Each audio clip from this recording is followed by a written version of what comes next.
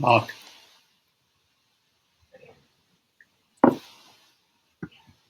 Oh, each of us has a volume.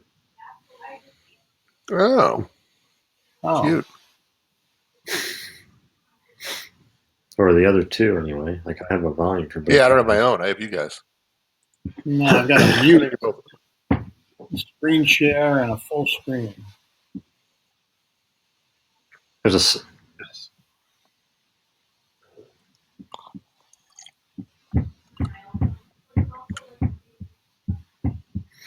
is this what the participants will see, like us three on the side and the big thing in the middle, or there's the. I'm seeing all four of us, the three of us, and the slideshow all equal sized. But I think you're right. I think you guys came as the attendee view, so what you're seeing is what they're seeing, and I think we're live. Okay. So just so you know. Okay. We've got people wandering in, but we'll give it another 3 minutes or so since the count's still going up here.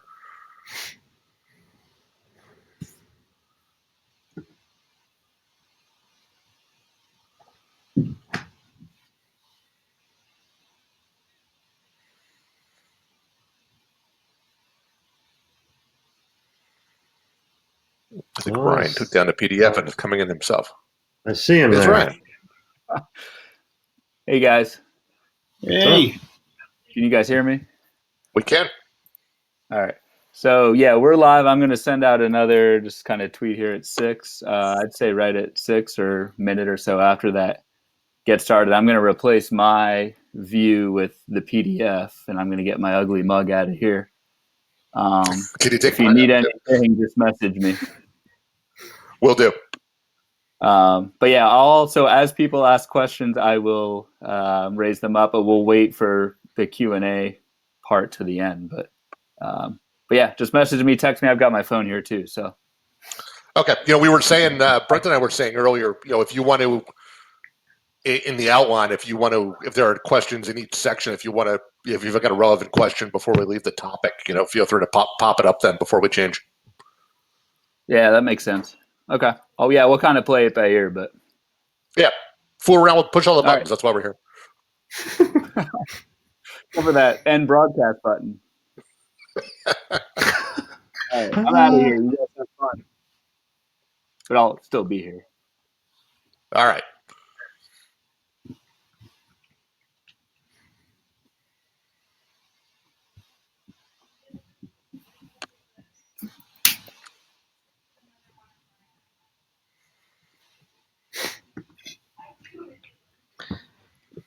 Trying to go for the Dark Lord look there, Ron?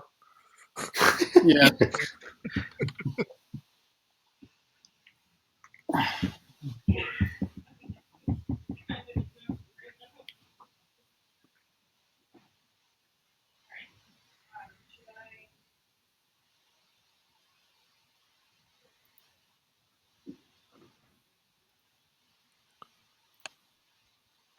All right. I am showing 1 minute of the hour, so let's give it a second here.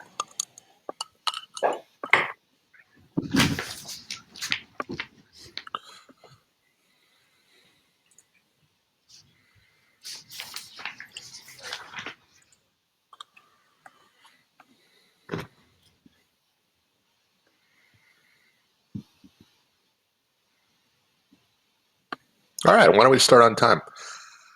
Hi, everyone. Thanks for joining us tonight on this Baseball Forecaster live chat. I am Ray Murphy in the left window in the purple shirt in your little virtual dashboard here. I'm joined by Baseball Forecaster, publisher, and founder Ron Shandler, and my co-editor Brent Hershey.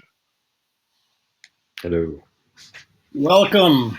Is that really purple, Ray? It's hard to tell. Yeah, it actually is. Oh, okay. So anyway, we pulled this together tonight to do a couple of things.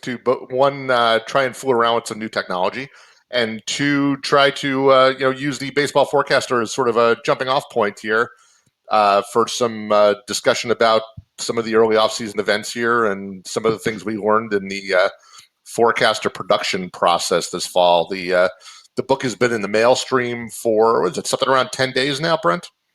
I think so, yeah. I think It's about 10 days. Yeah, so a bunch of you have them in hand. A few of you, I'm sure, have had the PDF for longer than that now, and a few of you may actually be waiting for your physical copies still. But they're in the mail stream and on their way to parts across the world. So it's always a fun time of year to see the tweets of people excited about their books. And actually, there's another category, I guess, is some of you have them under your Christmas tree and are not allowed to have them yet, which sounds incredibly frustrating to me. But every family has their own traditions. So anyway, we just threw together 3 or 4 little topic areas that struck us as interesting throughout the book production process, like I said, this year, and we thought we'd zip through those. Give you guys some insights that we came up with as we went through this process, and give you guys the opportunity to ask some questions and talk a little bit more about anything else that comes to mind related to the book and how you use it. And we'll see how this whole thing goes. So bear with us as we go through this. It's our first test drive at this Shindig platform, but hopefully it's going to work out well, and we can potentially make some use of this going forward. Ryan, slide.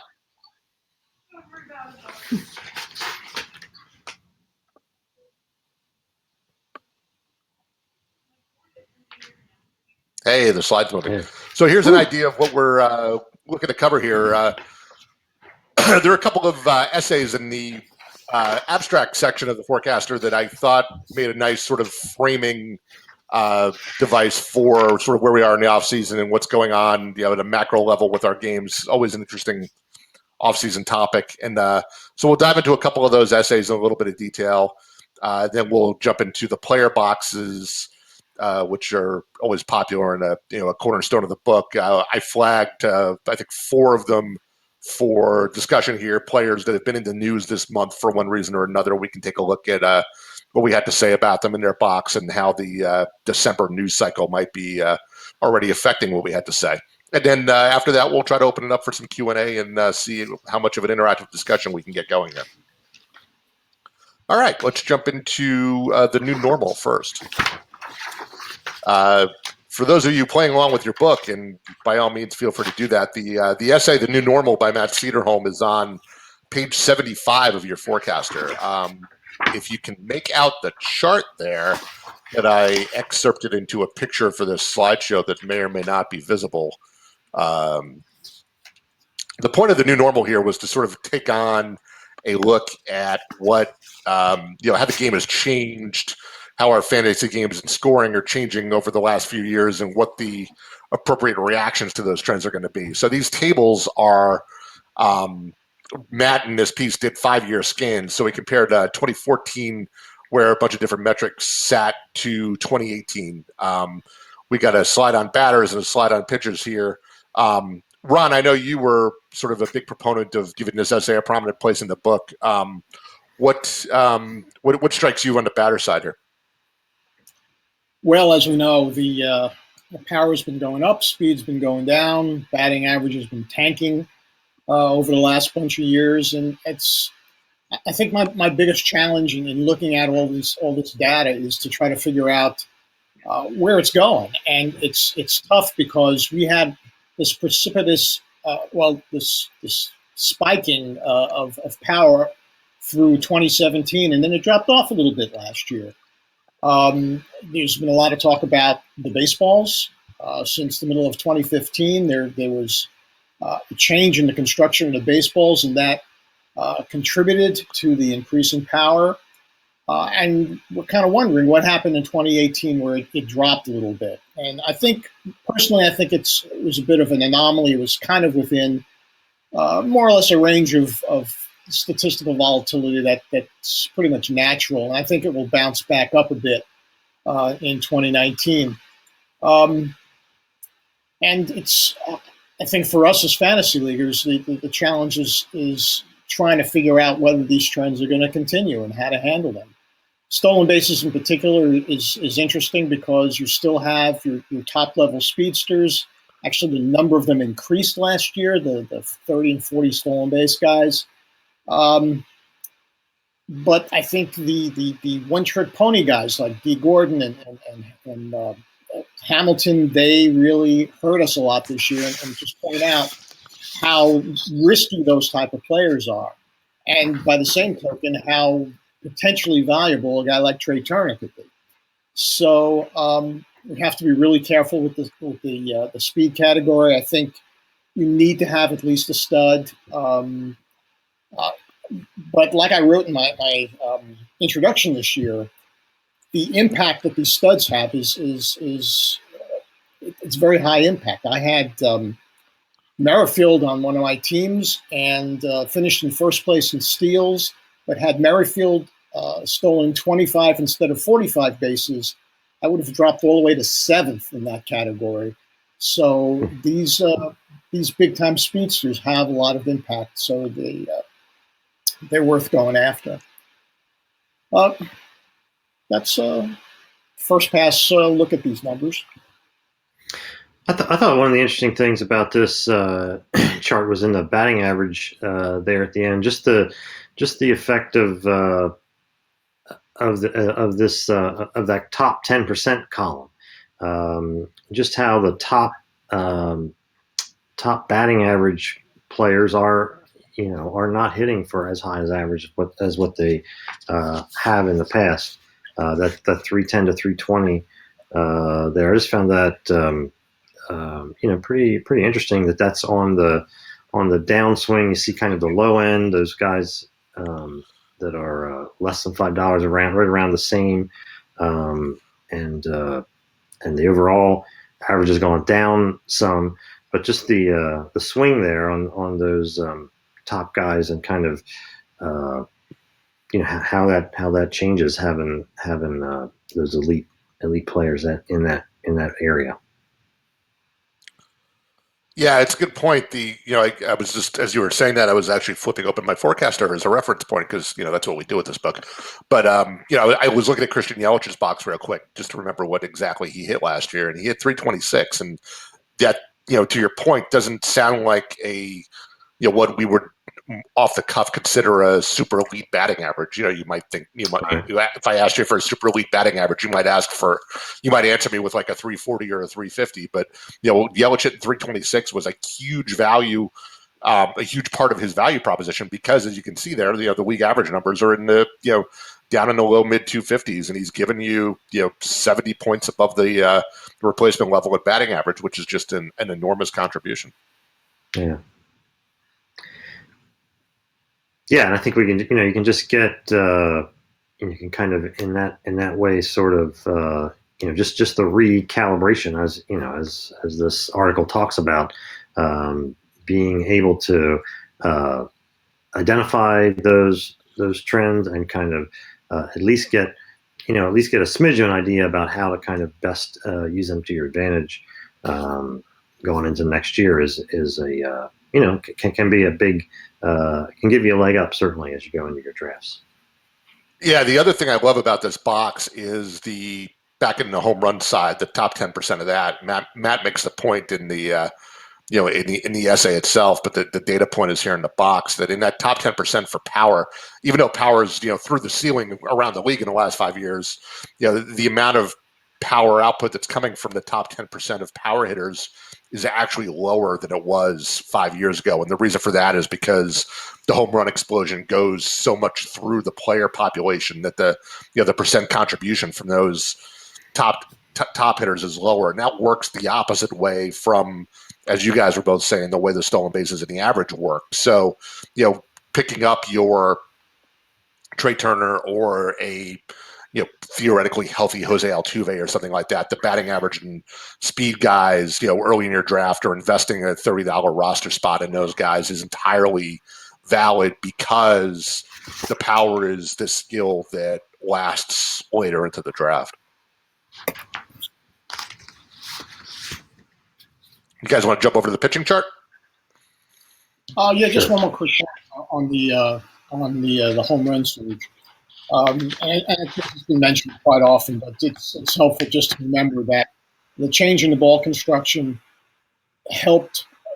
was more helpful to those mid-level power hitters than the elite power hitters, because the elite power hitters were going to hit it out of the park in any case. Whether they hit it 2 rows into the stands or 20 rows into the stands is irrelevant. But those guys who had warning track power or a little bit less, that's those are the guys who really got help with the new ball.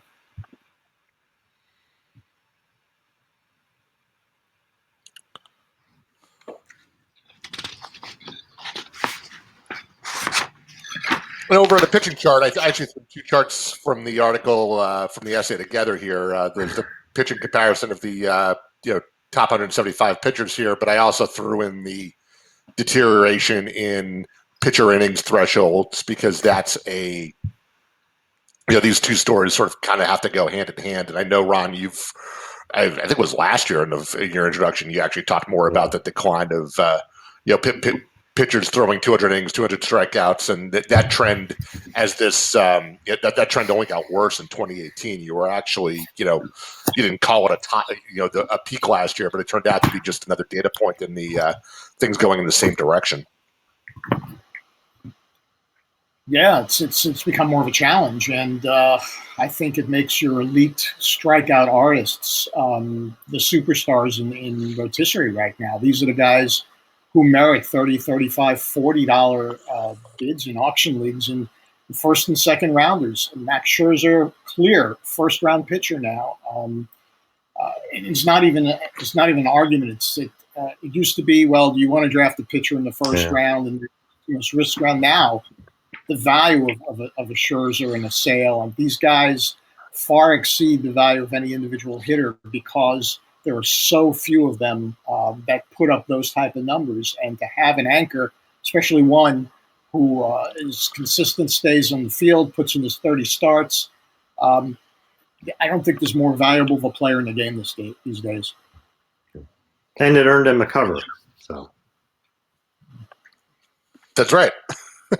Yeah, I mean, when you look at it from a roster construction perspective, you're right that besides the elite ratios and the elite strikeout rate, when you throw in the fact that he's quite he's we could call him reliable until he's not, but the combination of 220 innings that is a milestone that so few people reach now, and I think he actually did hit 300 strikeouts last year, didn't he? I mean, he's basically a pitcher and a half. Put it crammed into one roster spot for you, and what that allows you to do with the rest of your staff just opens up so many doors. It's he's like you said, Ron, you're the one that for years argued that Clayton Kershaw couldn't be a first rounder because no pitcher could be, but here we are now.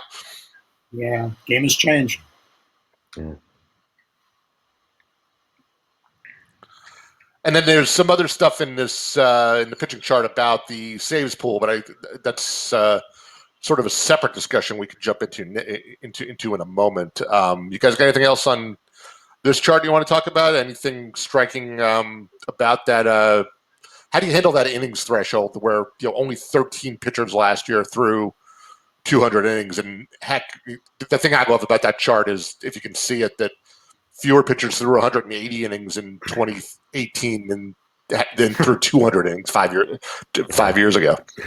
That chart is so staggering to me. I mean, just a indication of just what we talked about, like how the game has changed. And there was we had a question up here about Kershaw, and I think for Kershaw specifically, and the injury risk and the health thing is real. Although we had made the case last year too. There's some the fact that he's so dominant when he's in there. You can also kind of backfill with him too in your leagues. Yeah, it's a risk-reward situation with Kershaw. You know what you get when he's on the mound, and you can't really count on more than 175 innings at this point, which, in the grand scheme of things, is pretty much the challenge we have across the board. Because between the opener and just the way teams are using their pitchers, 200 innings is a level that is going to become a dinosaur at some point. Yeah, I mean, I like the way the game is evolving. I think teams are using their pitchers in a way that maximizes their output, but it's going to change the way we view these statistical benchmarks. Yeah, it's definitely has it is going to be more challenging for us as fantasy leaguers going forward to know exactly what's the most efficient use of your draft picks, auction dollars with that trend happening like that. Yeah, it's tough because I think it was you guys will remember better than me. I think it was last year in the First Pitch Forum tour where we were, Ron, you did a little math to argue that Kershaw was still, an elite talent, elite roster asset, even at 180 or 150 innings, because you calculated out the replacement innings that you'd get from Josh Tomlin or somebody like that, and put them into what that did to his ratios. But but the caveat you had at the time was, well, that's based on 150, 160 innings from Kershaw instead of 200.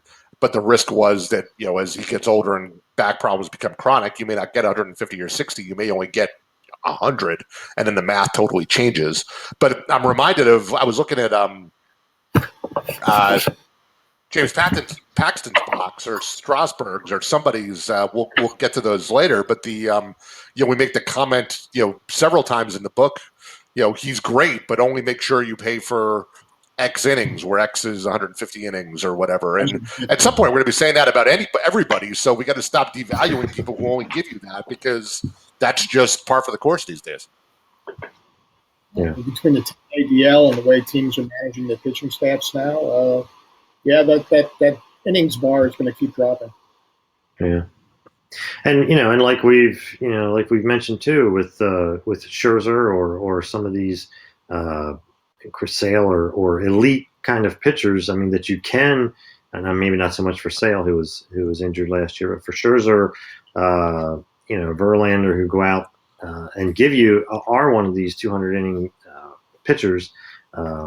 There's a case to be made there that again, that these are high picks that you spend you spend a little more to have them anchor your staff. Unfortunately, we all need pitchers to compete, so there's really no way to just bow out of this discussion. No. Guys, want to jump over to the saves market a little bit? Sure. Yep. So, again, for those of you reading along, we're on page 67, which is actually my essay about the fracturing saves market. This is an article I wrote on a site in August or so and updated it for it's actually page 68. Updated it for the book, and there are two slides here that sort of tell the story of the what's going on in the saves pool. This chart sort of shows relievers with 25, 30, 35 saves over the last 10 years. The darkest bar probably tells the best story. It's 25 saves. And you can see that in the last 4 years, the number of pitchers who have been hitting even that 25 saves plateau, which is either you're a full season closer who maybe isn't very good or isn't on a great team, or you had the job for the bulk of the year but not the full year. The number of guys making that milestone, have dropped precipitously from, over 20 to I think 11 or 12 last year, and that's that's now a 3-4 year trend of that, of the saves market, getting dispersed among more pitchers like that. And then if you jump to the second slide, Ryan, of the what I'm trying to market is the par closer market. You can see that there are more and more guys who are getting between 10 and 20 saves a year. And if the market is a bunch of 10 to 20 saves guys and fewer 30 plus saves guys, it has to affect how we draft them, how we budget for saves, how we allocate roster spots to troll for saves in season. There's, it's really it's both a budgeting and a roster construction puzzle to be undone. And I've said a couple of times already this offseason that I feel like people who have the right approach to this at the drafts this year will have a great leg up on the competition, because I feel like the marketplace hasn't fully caught on to what's happening here yet. Thoughts? Well, in auctions, the prices of closers have to plummet. They have to drop. They've been dropping pretty consistently over the last 10, 15 years, just with the fantasy leaguers incorporating the whole risk of the position. But it's gotten to the point now where 3 or 4 years ago, you'd have a baseline. You'd pay $10 for a closer, and anything over that would be attributed to additional skill or reliability or whatnot. But basically, $10 bought you a closer. In the last 3 or 4 years now, there have been frontline closers who've gone for $5, $6, $4 in some cases because the risk is just so high. And you have situations like, was it today, yesterday in San Francisco, where everyone was assuming going into the season that Will Smith's going to be the closer, and now they're saying, well, no, maybe Sam Dyson, maybe Mark Melanson, and intuitively, you know that Will Smith is the best pitcher of those three. There's no question, and maybe this is just a lot of noise, but if we're still hearing this type of noise in March, you can't go in deep on a Will Smith because there are other options there. And I think those type of situations are becoming more and more prevalent, and you have to believe them. You have to believe the noise sometimes because these closers have very, very short hooks. 1 or 2 blown saves and somebody else is in there, and if they happen to go on a run, then that new guy is the guy. So as long as that situation, that volatility continues to exist, we can't pay a lot for these guys because it's just too risky. Mm-hmm.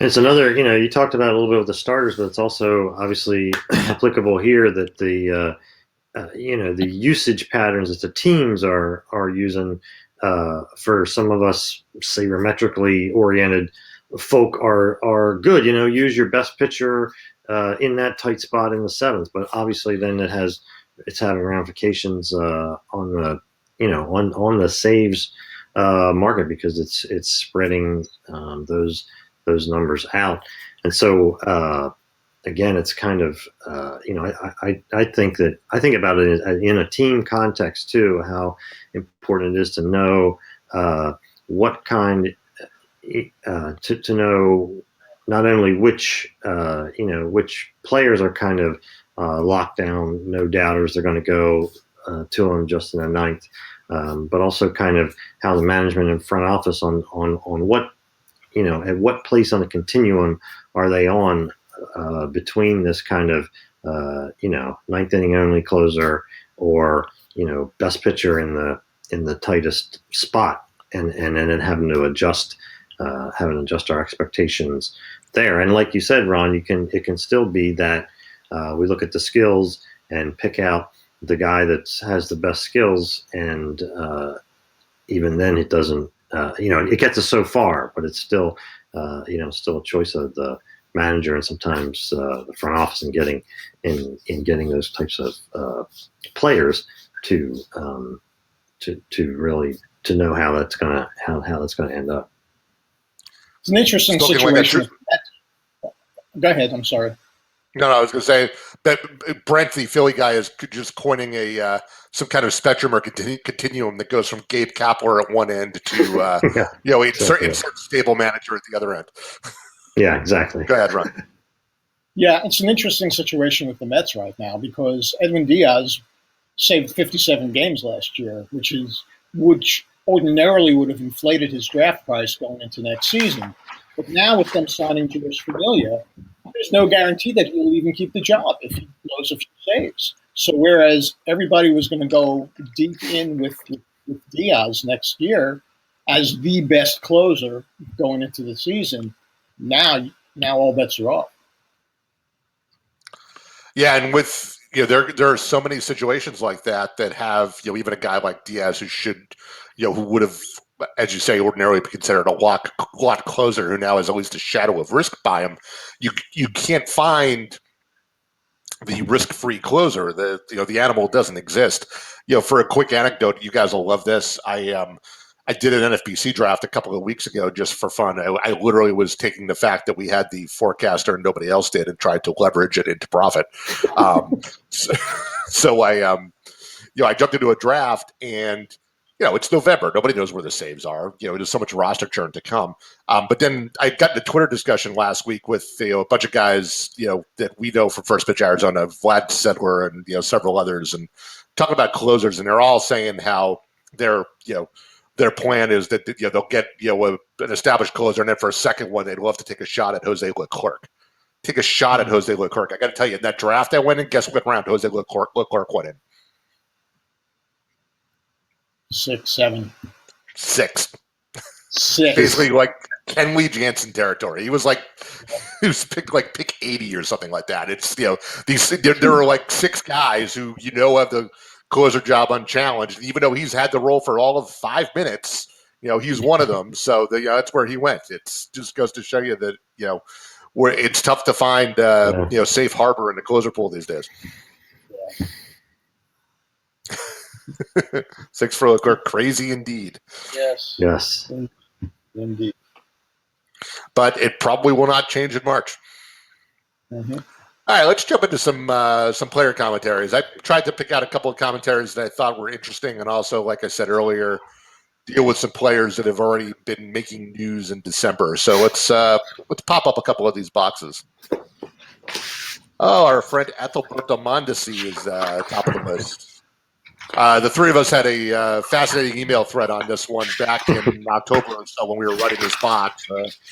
I think I called it the most challenging player box I've ever seen. And Ron, you turned it into I think it was a Facebook post that said identify this player. Tell me what jumped out about you about this box for you.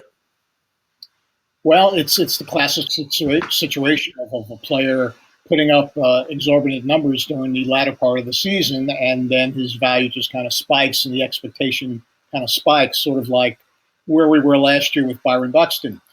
Not to put a curse on Mondesi by any means, but he put up phenomenal numbers, but there are lots of little data points in this box here that you have to be worried about. I mean, contact rate is not conducive to a high batting average. His on-base percentage is not conducive to a base stealer, yet there he was with 40 steals last year. There are lots of worrisome parts here, but interestingly enough, this is a player who's not considered a power hitter, yet his power metrics were the one thing that kind of jump out and say, yeah, maybe this is real. So where do you go with this? And we went back and forth with the projection, and this is kind of where we landed. But who knows? As someone who's risk averse, I would take the under on this because I just don't know. Yeah, and if I recall, this one is toned down quite a bit from what the kind of original model spit out. But I somewhat agree. I mean, I think just that it was a fascinating case, although there are just lots of, like you said, red flags. I mean, in kind of following, I mean, the thing I think about is sort of in following his early kind of minor league career. He was always really young for his level. Kansas City moved him along very, very quickly. Even to the fact that, almost that from a hitting perspective, he never really dominated a level, as they moved him quickly up through their system. I think that, 2013, 14, 2015, his OPS never got even to 700. So he was just a weak hitter, could run, fantastic defense, and that seemed to be why they moved him along. Always had some speed, sort of 20 stolen bases, but never anything quite like this. And so I'm a little skeptical also, but it is. I mean, I do remember the first time I looked at the box and we're going through it.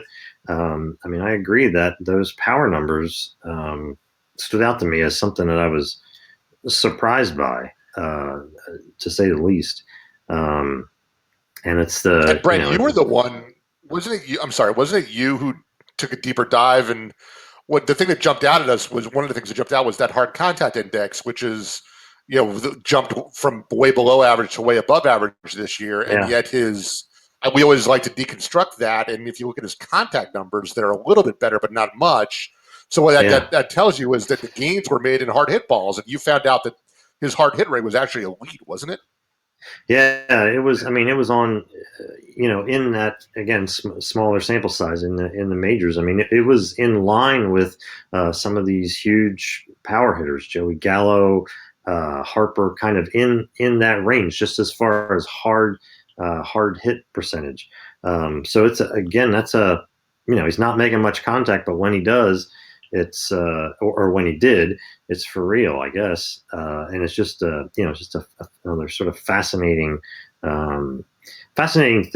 I mean, this is a great example of kind of, how the sausage is made for these boxes, how we work with the individual writers to come up with the text and analysis that you read there.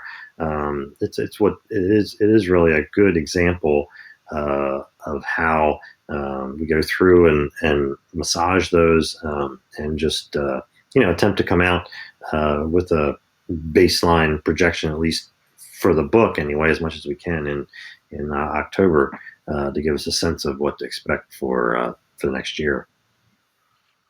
Did you guys see that question that popped up on the screen? Mondesi or Starling Marte at similar ADPs? Yeah, that's a no-brainer for me.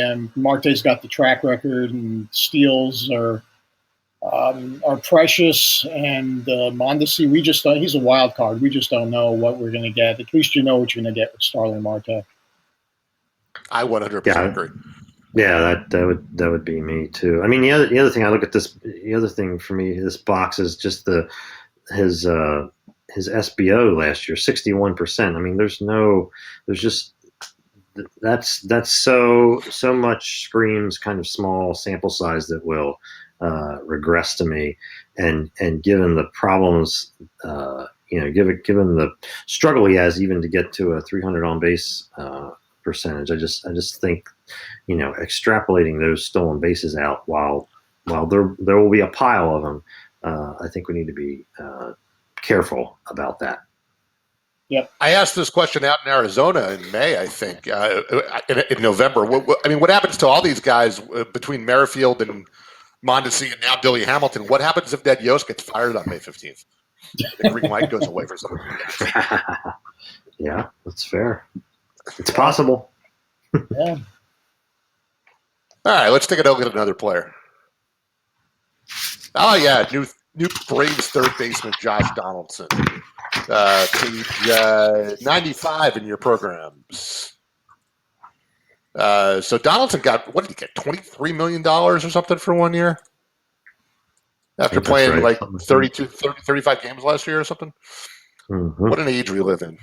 But, on the one hand, we've got some, in my mind, we've got some dueling axioms here, because on the one hand, chronically injured players don't get healthy, and Donaldson's on the wrong side of 30, and there's really not a lot of reason to think health suddenly gets better. He's in the National League where he can't even hide at the DH.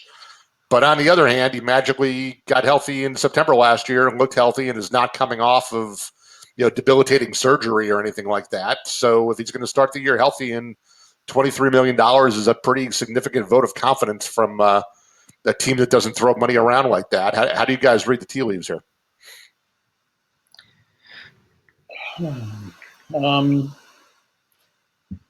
He's there to be a veteran presence. That's his value. I would not invest in this. I think, he's phenomenal hitter when he's on the field, but I need to see him healthy. I mean, a small sample September performance is just not enough. All that tells me is that he can get through a month, and that only buys me April next year. So, I'm not buying it. As much as 2015 and 2016 and even 2017 look great.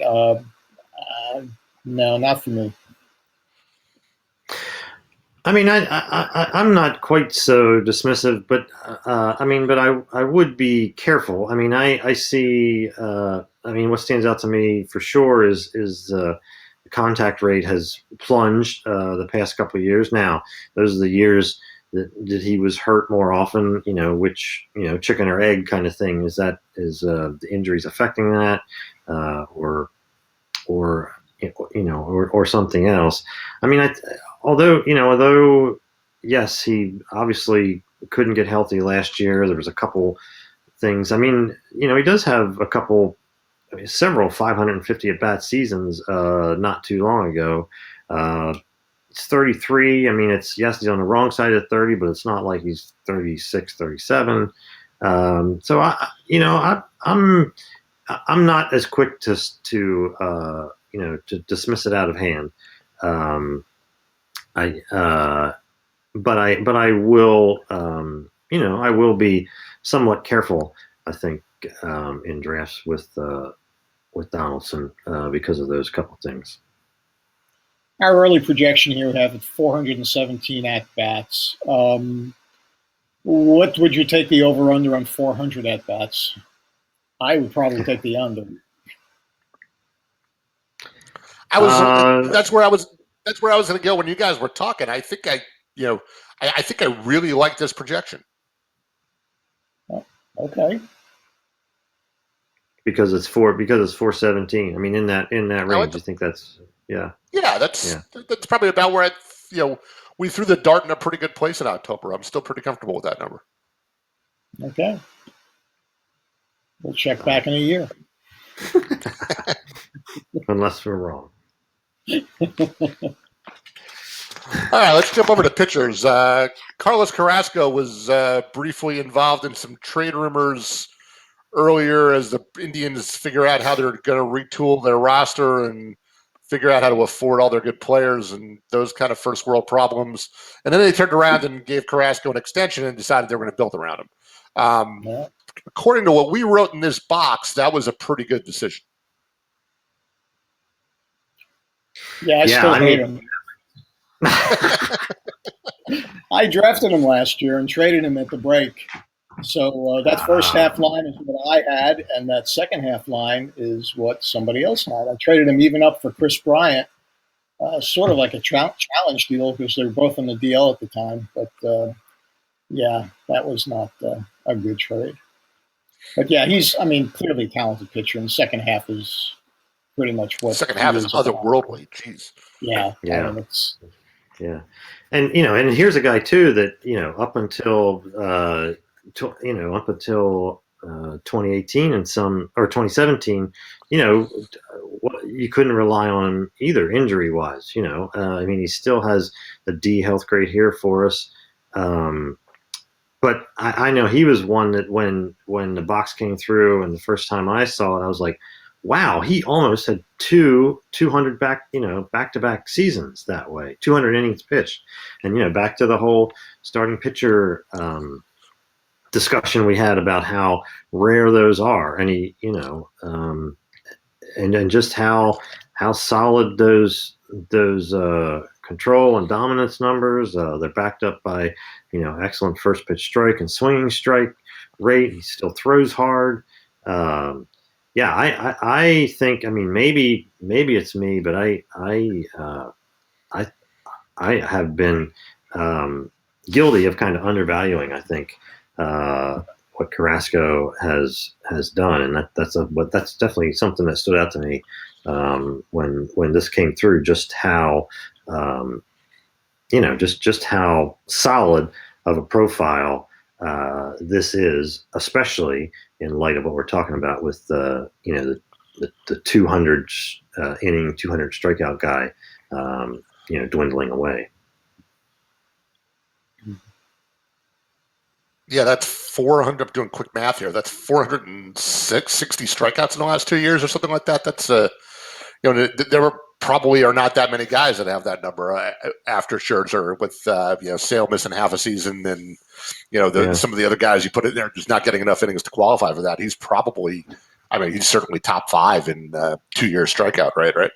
And yeah, that team is still going to be good, and wins are hard to come by too. And I mean, 18 and 17 the last 2 years, we don't chase those, but those are some real numbers. This is Brent, you came the closest to finding the quote unquote flaw in this box, and it's the distant health memories, and that's about the only thing you could say wrong about him is that he's got a 2-year track record of durability that sort of came out of nowhere fairly late in his career. He was not durable before that, but when he is on the hill, he is about as good as they come these days, and maybe as you say, a little undervalued. So as long as we keep him off Ron's roster in the first half, so that doesn't come back, then we'll be in good shape. Yeah, I want to criticize you, Ron, for trading him when he had a 4.24 ERA and a 3.59 xERA. That seems suboptimal. I don't know where my head was at. I need an offense, and Chris Bryant. Well, you traded him for Chris Bryant. I wouldn't. You didn't trade him for a bag of balls. I see a question on the screen: Kershaw or Carrasco? I'm going to say Carrasco for me, just because I worry about somebody who's 31, 32 years old with a chronic back condition. Yeah, definitely. Yeah, same here. And it was, the question sort of was posed as if it was a keeper league and that kind of thing. And certainly I would lean Carrasco too. Again, a little bit surprising to me before we started doing this book, but I've certainly come around on him, I believe. Let me toss one out at you guys. Would you prefer Carrasco or Justin Verlander, 4 years older? Just as consistent. Yeah, I would stick with Carrasco just because I think, as great as Verlander's been, and he's just a horse, I just think it's more likely that goes south quicker than it is for Carrasco, even with Carrasco's health issues in the past.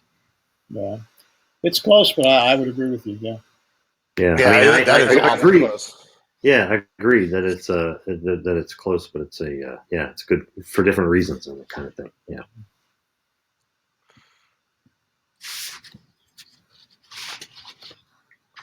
I think we got one more. Who did I throw up here? Oh yeah, Luke Weaver.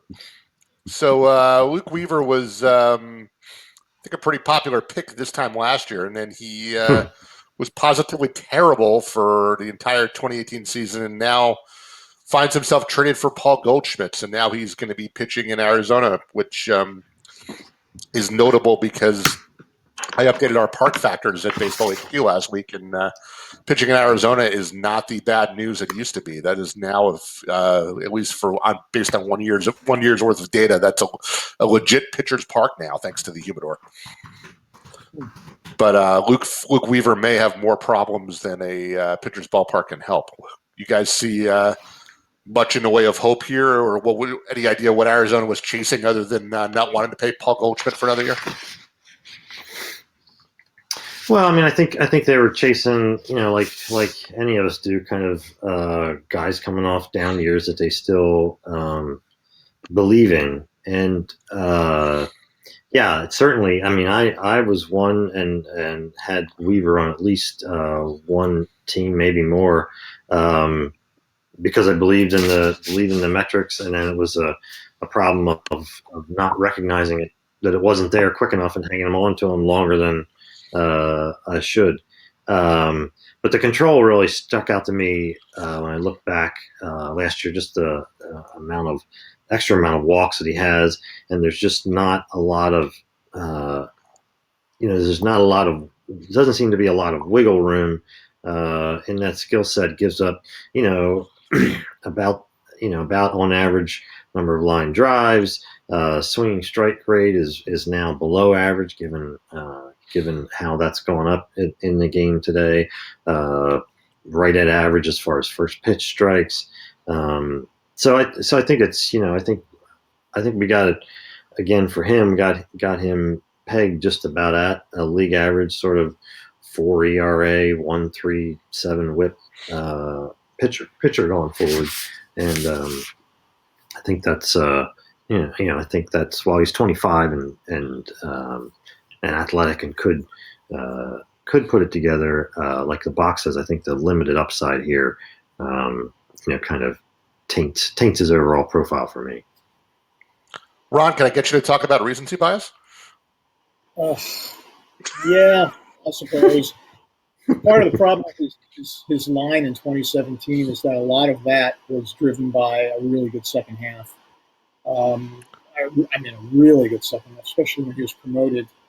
I had him in a bunch of my teams this year. And again, it's you really have to take into account the sample sizes of what you're looking at, and not just the recency of some good numbers for 1 month or 2 months. And yeah, I mean, I expected some regression this past season, not to this extent. I think where we have him pegged is exactly where he should be. I think that's the type of pitcher he is, and um, yeah, I'm pretty comfortable with that.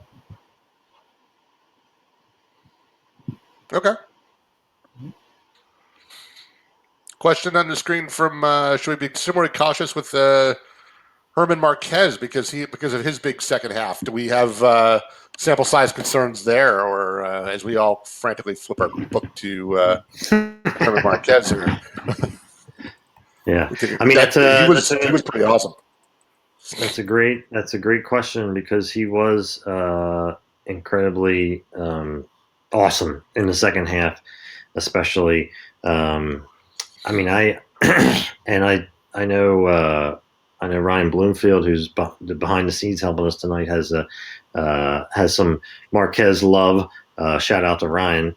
But I think I think you do need to be, a little bit cautious with that. If I recall, I mean, a lot of Marquez's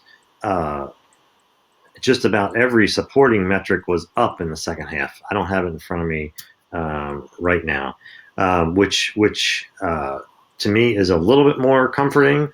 Does it even out the fact that he's a Colorado pitcher? I mean, I think that's a part of it. I personally, I think those types of things are gonna.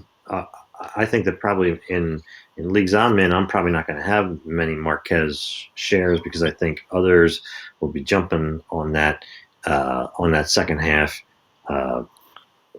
and going more all in than I'm going to be willing to do. I think there's an argument. Yeah. Go ahead, Ron.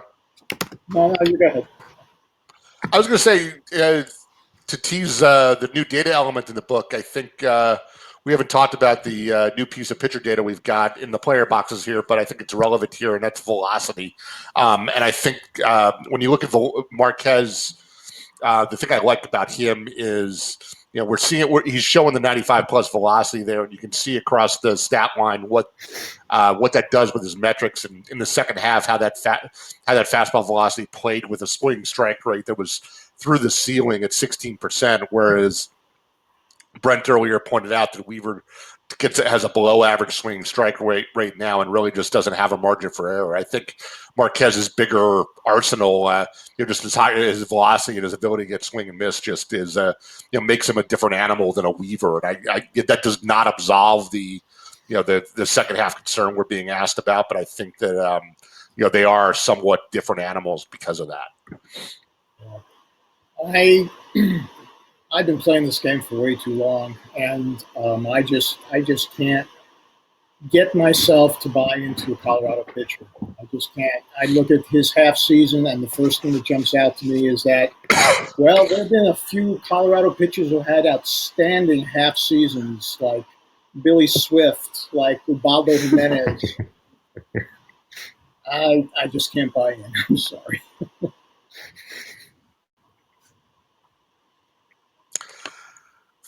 There's no antidote for thin air, right?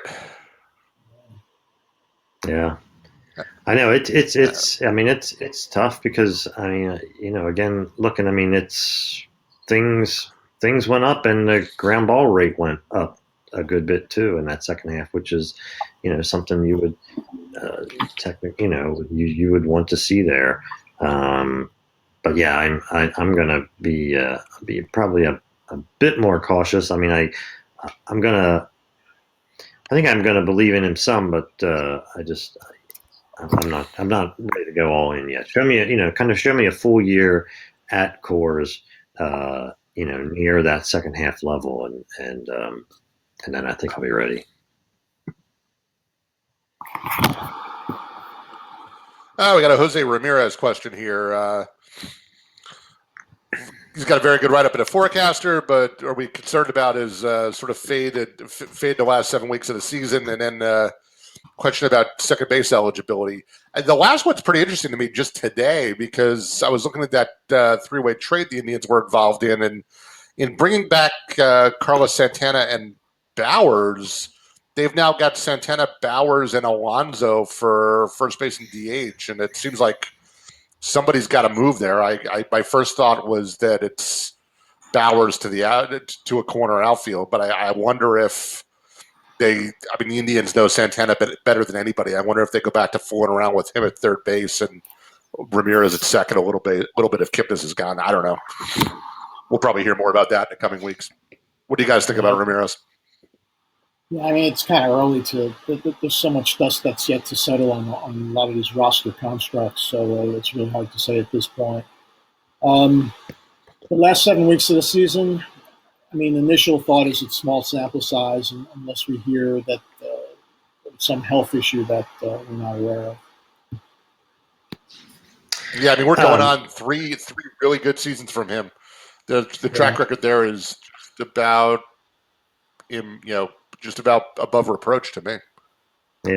Yeah. I mean, that's what I would. That's where I would go too. I mean, just sort of the flip side of Marquez. That Ramirez is playing at a high level for so long, and then has this 1 7 week anomaly. I trust the years before, and when I'm looking here at his box too, and it's just showing the second half, which includes that part. Sure, he hit 246, but his expected batting average was 283. There was no movement in his contact rate. His walk rate was up. Very little movement in his kind of ground ball, line drive, fly ball rate. So in a lot of ways, this is more a 24% hit rate in the second half, pulling down his numbers, I think, than a big long-term concern.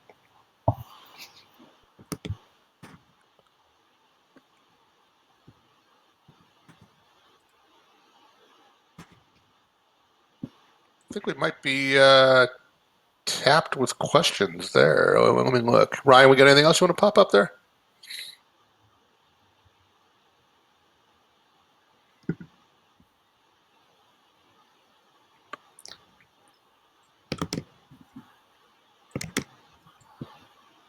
Thought he might have had something for us, but there we go. 4 stable starting pitchers. An open-ended one, the most fun. You can't refer to an individual page number now. You got to use your actual brain. That's right. Stable starting pitchers. We talked about Carrasco already. I think we got to consider Verlander stable. Scherzer certainly. Scherzer top of the list. I'm going to throw Aaron Nola into that discussion. DeGrom, sure. As the local Boston guy, I'll say I'm until further notice, I'm a little worried about Chris Sale. They keep saying everything's fine, but I'm at least going to want to see him being handled normally in March before I'm willing to buy in there again. Flying by night, drafting in December or January, that gets a little bit tough. Yeah. Just for reference, 266 in our page 266 is our universal draft grid. There's a group of 5 of them there: DeGrom, Kluber, Sale, Scherzer, and Verlander in that kind of top elite tier. If we if we ding Sale just for the for the injury concern, DeGrom, Kluber, Scherzer, Verlander probably makes a pretty nice stable quartet, I would think. Yeah, and if you want to shop a little bit lower than that, I think I'm partial to Zach Greinke as somebody who maybe gets devalued a little bit relative to these guys, but offers a lot of the stability. The question about Chris Archer. Archer's interesting, in his new team there, in Pittsburgh, and how they're going to adapt their coaching to his big arm and that sort of thing. I've died on the Chris Archer hill before, and I'm probably willing to die on it again this year. Yeah, me too. I mean, despite the fact that he hasn't been able to break through a 4 ERA in 3 years, his metrics are still, far better than the ERA he's putting up, and the new environment and a full season in Pittsburgh under their tutelage. I think he can finally break through that 4 barrier this year.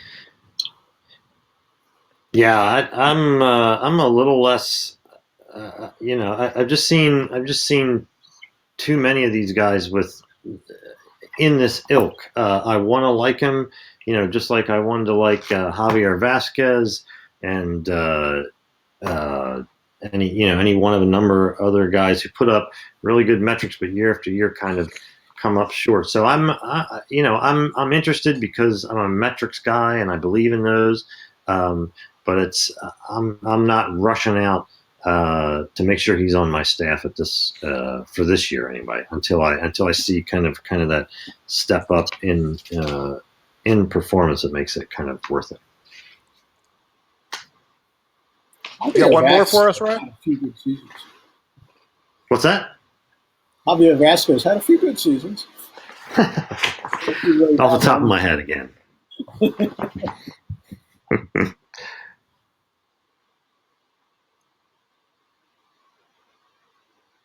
See if Chris has one more for us. Or Brian, excuse me.